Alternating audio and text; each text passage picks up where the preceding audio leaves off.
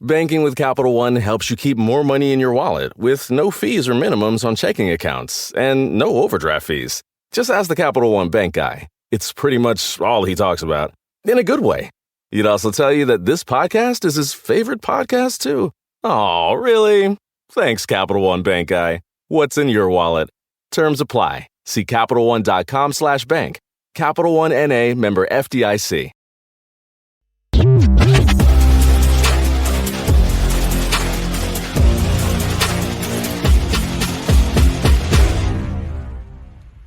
Hello and welcome to the very first episode of Jets Final Drive. I'm your host, Jeane Coakley, and today, like every day, I am joined by the great Connor Hughes. And our guest for this week is the one and only, couldn't ask for a better first guest for our first show, John Jastremski. JJ, Connor, how excited are you guys? I'm excited for this program to get started off. I mean, I think it would probably be a little bit more exciting if we were talking about a win after this one, but I know there's a ton of, we're going to be breaking that down here over the next 30 minutes or so. Very stoked, Jeane and Connor. Obviously, it's great to have football back in our lives. It's great that Aaron Rodgers was able to make it through 4 quarters, and we'll get to plenty of the negatives that we saw in this football game, but at least unlike last year, guys, he didn't get hurt. It's okay. Yes, made it 4 quarters. We have a healthy Aaron Rodgers. All right, guys. So since we're all new here, well, we're not new. We all know each other. But since this is a new show, let me quickly break down how it's going to operate. So after each game, the day after, we are going to break down everything Jets on and off the field. That sounds like fun. We're also going to branch out. We're going to talk about the AFC East news. We're going to debate about that. We're going to talk everything football. You guys ready? Let's do it. I'm ready.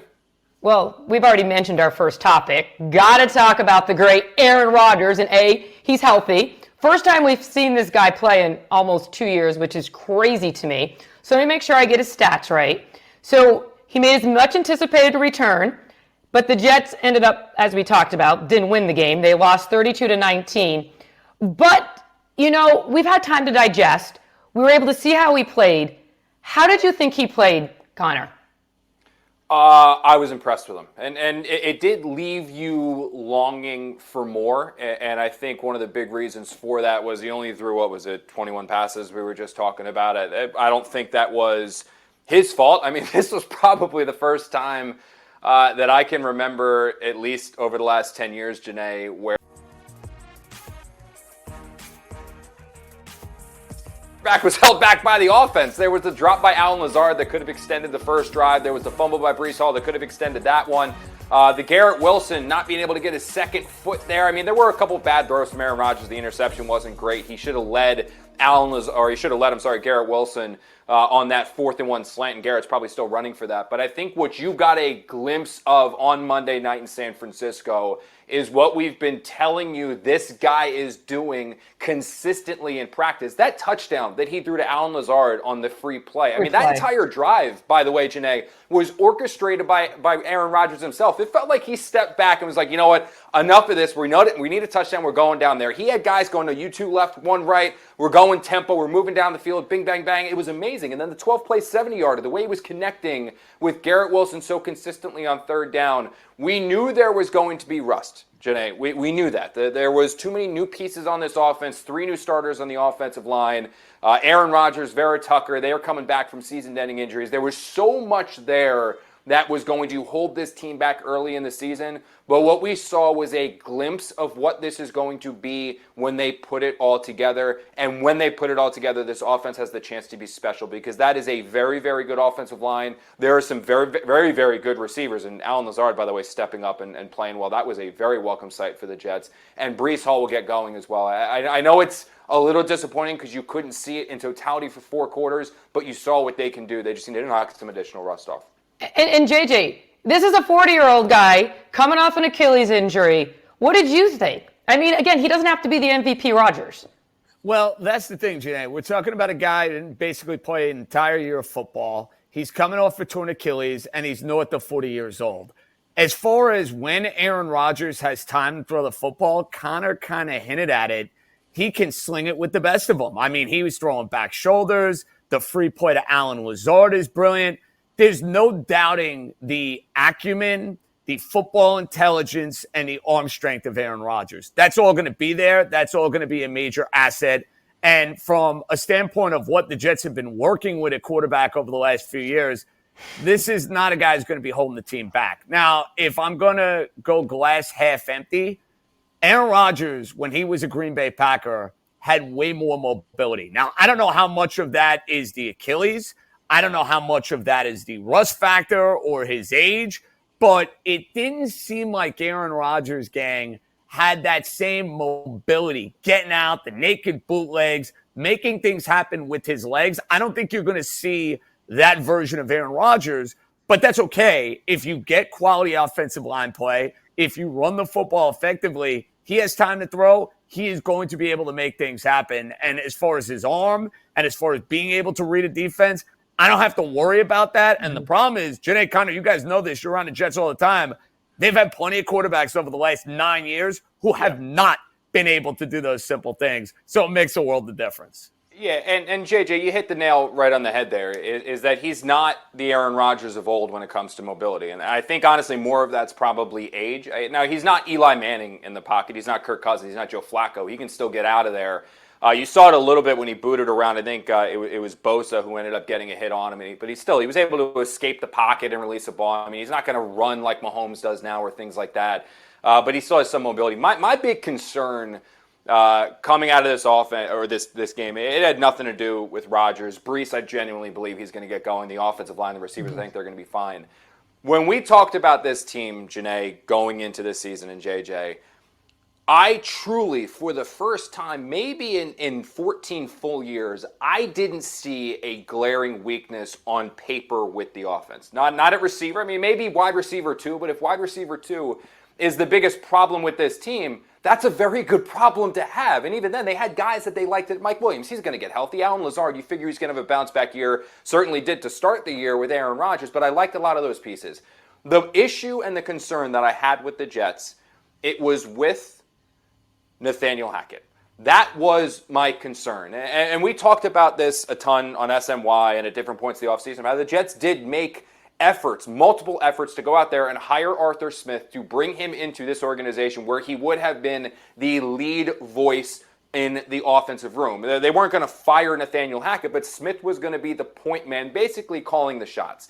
That told me that internally the Jets had some concerns, at least some minimal concerns with Nathaniel Hackett, because if you were fine and loved everything and thought it was all hunky-dory, you're not trying to hire someone to fix the offense. What I saw in the opener against San Francisco, aside from when Rodgers took over with some of his brilliance and basically said, screw this, guys, we're going down the field, it was basic.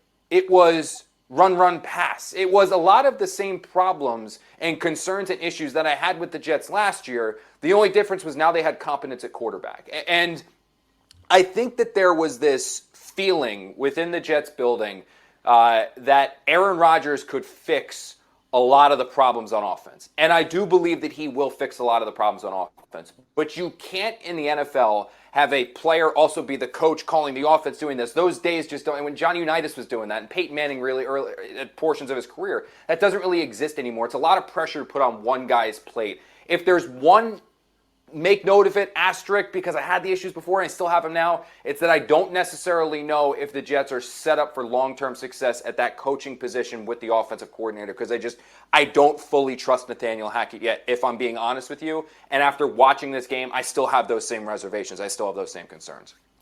Okay, so we've discussed Aaron Rodgers. We're confident that this offense is the best quarterback we've seen in Jets in a long, long time. The thing that stood out to me was the Jets' defense. Should we be a little concerned in how much was this Haason Reddick wasn't part of the team yet? JJ? I'm not looking at this as a Haason Reddick issue necessarily, okay. Jeane. Now, don't get me wrong. I'd watch that game if I'm the Jets, and I'd say, wow, it might behoove us to go and get a guy who's been a double-digit sack machine in the building as soon as possible. But this is about the Jets' inability to stop the run. Christian McCaffrey did not play on Monday night. And I know Kyle Shanahan is a brilliant offensive coach, and the Shanahan way, going back to Denver with his dad, it's Mike Anderson, Olandis Gary, Alfred Morris. They know how to find running backs and get the most out of them. But this Jet defense, they got a whole lot of bluster. They got a whole lot of bravado. They act like and talk like they are one of the best defenses in all of football. And they have been one of the best defenses in all of football. They have. Jeane, they're good. They're very good. They're not as good as they think they are, in my opinion. I think they're a very good defense.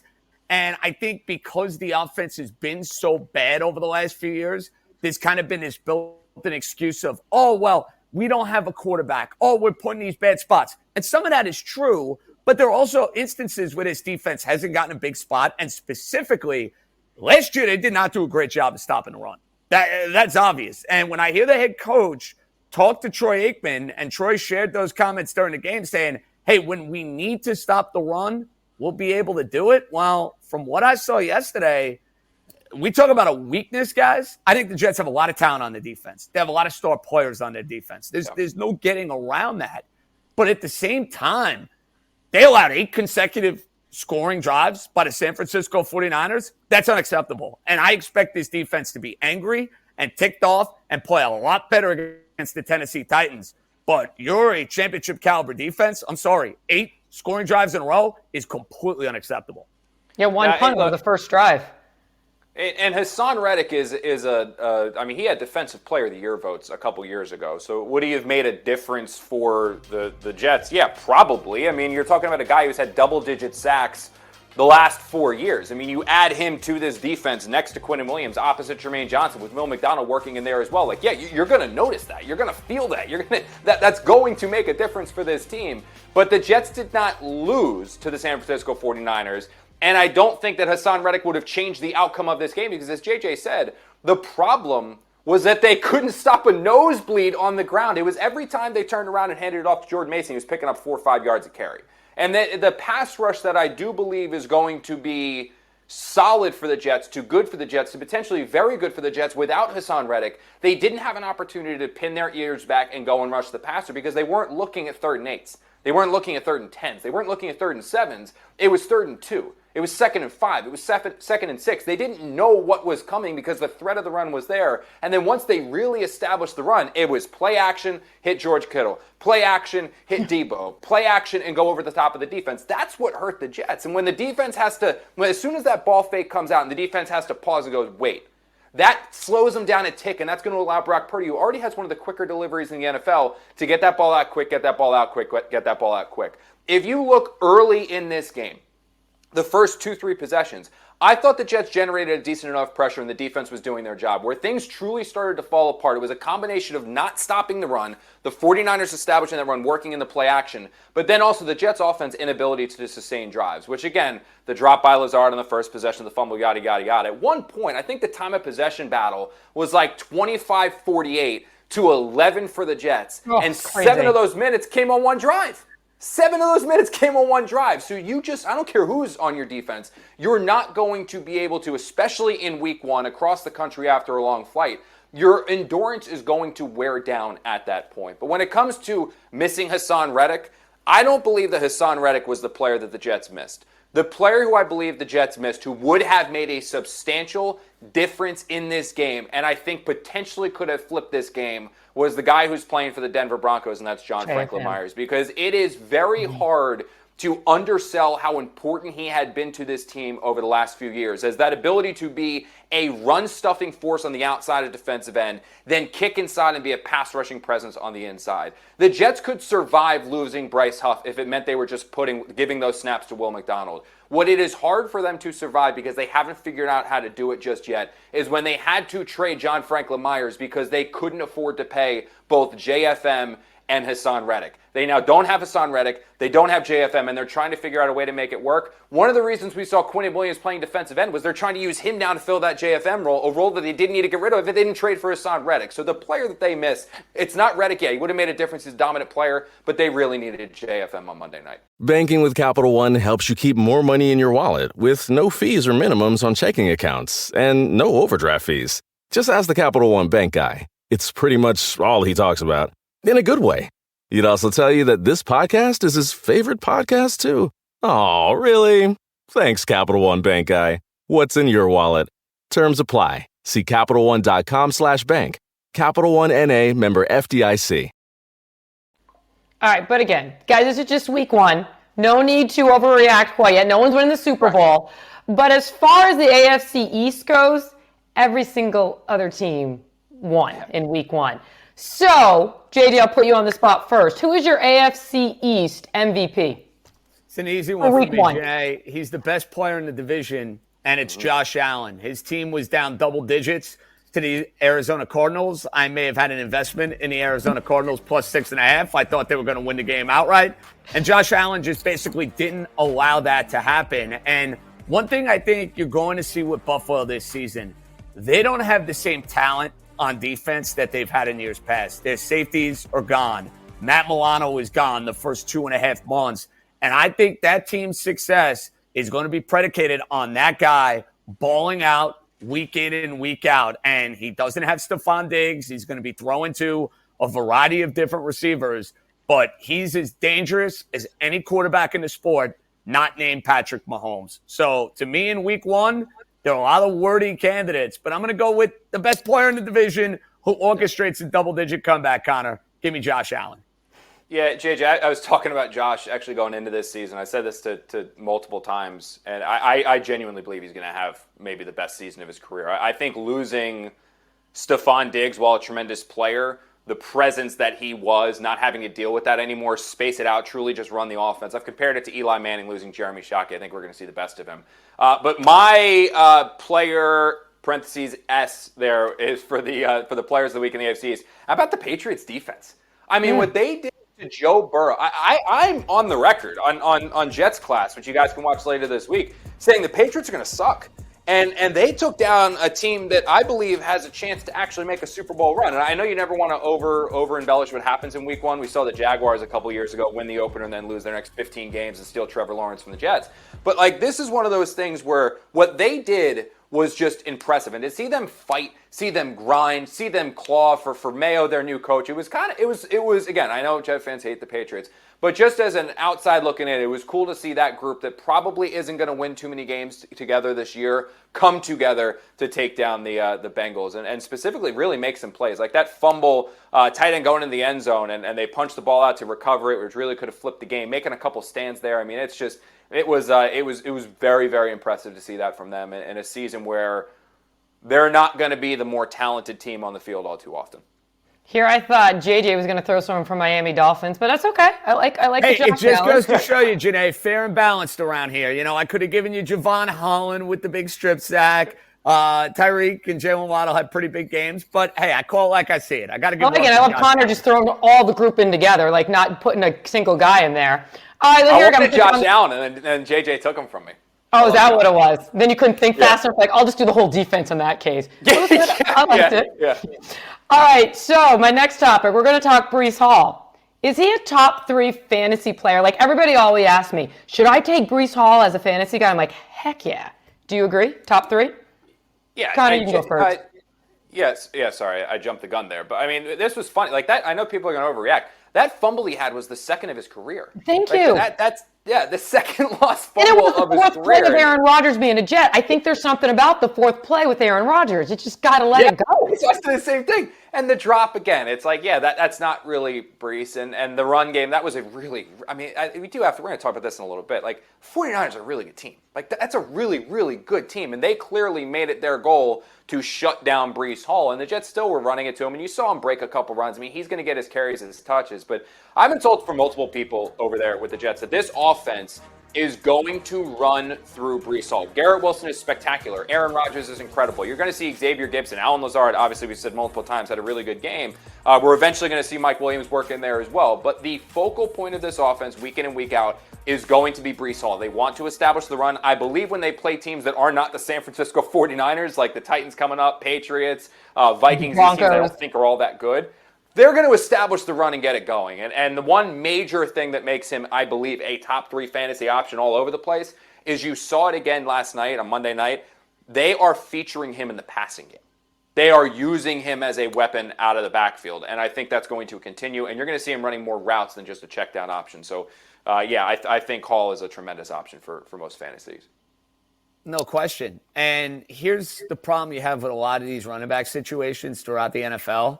it's not a one-horse race. Now, I know the Jets are going to talk up their backups, but let's be real. As Connor just alluded to, it's going to be the Breece Hall show. And not only is he going to be getting a ton of carries, he's also someone that should have a massive role in the passing game. Breece Hall at 39 yards of receiving. I think there are going to be games, gang, where Breece Hall gets 7-8 receptions for 70 to 80 yards, a little Christian McCaffrey light. I hate comparing anybody to C-Mac. I mean, he's the best running back in the league when he plays. But I think we will be looking at Breece Hall without question all year, assuming health continues to be on his side. Top 3 player in fantasy sport. Absolutely. All right, and Connor, you kind of alluded to our next topic. The Jets were playing the defending NFC champions from last year. This is a really, really good football team. Was it more last night the 49ers being a championship great team, or was it the same old Jets? No, so here's my stance on it, and we touched upon this a little bit earlier, Jeane. There was always going to be rust tied to the Jets, period. That was going to be the case early on. Like when we were doing season predictions, one of the reasons why I had the Jets around 10 wins this year is not because I didn't think they were one of the 2 or 3 most talented teams in the NFL, not AFC, in the entire NFL, was just because of how many new guys they have to figure out how to work in. It's 3 new just on the offensive line alone. Vera Tucker and Rodgers coming back from season-ending injuries. Allen Lazard coming back from the worst season of his entire career. Mike Williams trying to work in. A second year for Xavier Gibson. Garrett Wilson figuring out Aaron Rodgers. Aaron Rodgers figuring out Garrett Wilson. I know that the Jets repped significantly more plays in practice, but that doesn't replace games. That doesn't replace actual live reps. The defense, you were talking about how bad they struggled against the ground. They didn't run a single tackling drill that the media were in attendance for. All of that leads to a situation that is going to take 2 or 3 weeks for these guys to get back into real game shape, to get back into figuring out how to play each other, and then eventually hit their stride. So this game against San Francisco, I thought it was going to be closer once Christian McCaffrey wasn't out there. But no, this was just an example of a team that's still finding their way, that showed you glimpses and pieces of what they can be and what they will become, but they're just not there yet. So I wouldn't freak out. I wouldn't panic. I wouldn't be alarmed. And one of the things that is acting very much in the Jets' favor is these next 4 games, they are incredibly winnable. They are all there for the Jets. Every single one of these. We should be talking about the Jets-Bills first matchup of the season with the 4-1 Jets against whatever the Bills are at that point. I genuinely do believe that. This doesn't mean that I wasn't completely just throw away everything we saw last night. Like, it's not like you can say, oh, the tackling, the run defense was bad, just forget it, it was week 1.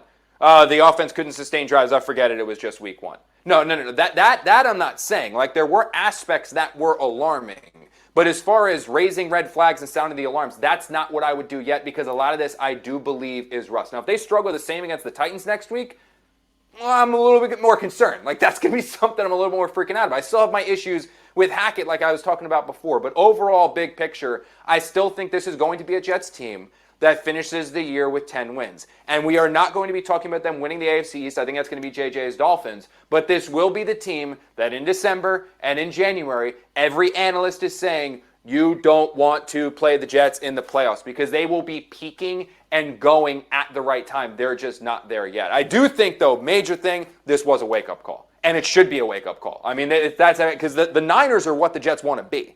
That's what I was going to say. Are the Niners that good? I mean, yeah. They were pretty impressive.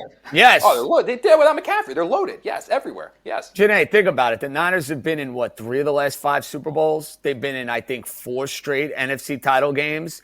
They have a well-oiled machine. Kyle Shanahan is like this generation's Andy Reid. Like, he's done everything imaginable in football. The only thing he needs to do is win a Super Bowl. And what I'd be alarmed at, this is not a same old Jet loss. You lost to the NFC champs in their building, and they have a loaded roster. But this defense needs to be ready to go. Connor hit it something. Their next 4 games, they're going to be favored in every single one of those games. At Tennessee, game you should win. New England at home, game you should win. Denver, game you should win.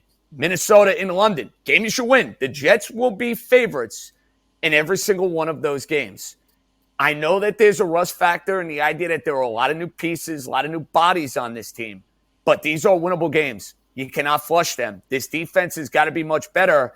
And listen, if there's one element we haven't talked about, Kyle Shanahan's offense ran circles around Robert Saleh's defense. And there's a comfort level with those two guys. Saleh was his defensive coordinator. Shanahan obviously has been matching wits with Robert Saleh for a long period of time. That to me was eye-opening. This is not a same old Jet loss. You lose to the Titans on Sunday. Everything I'm saying now, I want a mulligan back for. It's like I'm on the first tee at Silver Lake. Give me the breakfast ball if the Jets lose outright to the Titans. But this is not a same old Jet loss. No way. What's the one thing that stood out for you about this Jets team? Connor, I'll put you on the spot first. That stood out to me about this Jets team? Yeah. Was it Alan Lazard's play? Yeah. I know everybody's talking about his all, training camp. No, it's right, and it's funny, Jeane, because when we were getting ready for the pregame show, our producer Mike Robinson hit me up with just some things to dig on, going into it. And one of the things he wanted to know about was the wide receiver hierarchy, like what was the receiver situation going to look like. So I made my calls to the people that I know in the Jets building, talked to a handful of players in the locker room, was like, hey, what are you thinking about this? The resounding player that came out, because I went in expecting to talk a lot about Mike Williams. Everyone kept saying Alan Lazard. Alan Lazard. Yeah, Mike Williams is going to be a major factor towards the end of the season into the playoffs, but do not sleep on Alan Lazard. And the one thing that one person told me was that the Jets genuinely believe that this year, they don't know about 1,500 yards, stuff like that, but they felt that Alan Lazard this season was going to be the player that they thought he was going to be when they signed him last season, and then he had the disastrous year. There were outside things, being in New York, first time with a major contract, I think that all that kind of got in his head a little bit. He's and no Aaron Rodgers. He's got Rodgers. Exactly. And now he's got Rodgers. And I think what I was told is expect to see a Lazard that is major on third down, major in the red zone, and a reliable 50-50 body catcher. We saw all of those things with the exception of one drop against the 49ers, and I expect that to continue. And if he steps up as now they've got a legitimate number two opposite Garrett Wilson, plus you still got Mike Williams coming back. They like Xavier a lot in the slot. That's a pretty good receiving trio and eliminates one of those maybe concerns we had with the roster. And Tyler Conklin, let's not forget about him. Let's throw him in the mix. Yeah, Conklin. What about you, JJ, real quick? Well, I think Lazard's a great choice, and he's going to play better this year. You hit at it, Jeane. He's got his quarterback back. There is a chemistry and rapport Alan Lazard has with Aaron Rodgers from years of playing alongside of him, and I think for Aaron Rodgers, coming back off a torn Achilles, hasn't played football in 12 months, I think you're going to see it especially early in the season. He's going to rely on the guys that he can trust. Simple as that. And he has a trust level with Alan Lazard. So obviously that stands out. But to me, it's the defense. If the Jets are going to be a championship caliber team, and I think we're all in agreement here, they're going to have a winning season. It's an unmitigated disaster if we're not talking about this team playing in January and playing in the postseason. But this game in week one better be a one-off. This better be an anomaly because this team needs the defense to go and be great. That's how they're built. I know Aaron Rodgers is here. I know the offense is going to look far more competent. I don't think the Jets this year are going to be rolling out a top five offensive team. I think they'll be a good offensive team. I think they'll be a much improved offensive team. I don't think they're rolling out a top five offense. That means their defense has got to be in that top five level. They can't be allowing 8 or 9 consecutive scoring drives. They can't be missing tackles. And I know San Francisco's really good. I get that. And I know it's week one and there's the lack of preseason. Well, there's a lack of preseason for everybody. So now you're playing the Tennessee Titans. They're not the San Francisco 49ers. The next 4 opponents should be, in theory, ready, made to order for this defense. Time to go to work. Very nice. I'm being told to wrap, but I have like 2 more minutes before my kids come running in with the babysitter. I need to just discuss real quick, Connor, the press box food in 49ers. Oh, it was good. Oh, it's up there though, Jeane. It's top 4 or top 5, I should say. JJ, comes in at number 4. Press box what food they give you? rank. What was the highlight? Everything. Every option. Roast Dessert. chicken, the carving station roast chicken. The nachos were delicious. They had like a nice little Cake Mexican pops. beans and corn beef spread. Also dessert, candy bar, full like cakes and cupcakes and all that other stuff. S'mores bar with an ice cream station. It's elite. Like I said, I didn't adjust it on the power rankings, press box food power rankings, just because 1, 2, and 3 are very, very good with Dallas, which is basically a restaurant. Then Mercedes-Benz 2, and number 3 is Tampa's 2 and the Mercedes-Benz with So it's 1 is what do you call it? I'm all over the place. I'm coming off jet lag here. We were talking about what do you call it? Dallas. Listen, I Dallas remember. and 49ers, Dallas. they're top notch. Dallas, Tampa, Atlanta. There we go. Dallas, Tampa, Atlanta, 1, 2, 3. But then very, very good is San Francisco Levi Stadium, number 4. Now I'm not going to go talk about the press box food because you took too long, Connor. You need to wrap it. Now I got to wrap it. I'll be better when I'm not coming off of it. I literally landed like an hour ago. Yeah, you really did. I appreciate that. All right, guys. Thank you all for joining us for the first episode of Jets Final Drive. Now remember, every day after a Jets game, we are going to break down it all, what happened on the field, off the field, across the NFL, and the AFC East. For Connor Hughes, JJ, hey, thanks for being our first guest, JJ. We'll bring you back.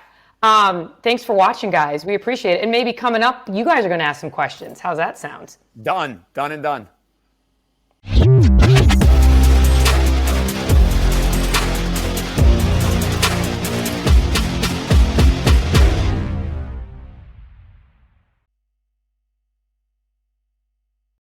With the $5 meal deal at McDonald's, you pick a McDouble or a McChicken, then get a small fry, a small drink, and a 4-piece McNuggets. That's a lot of McDonald's for not a lot of money. Price and participation may vary. For a limited time only.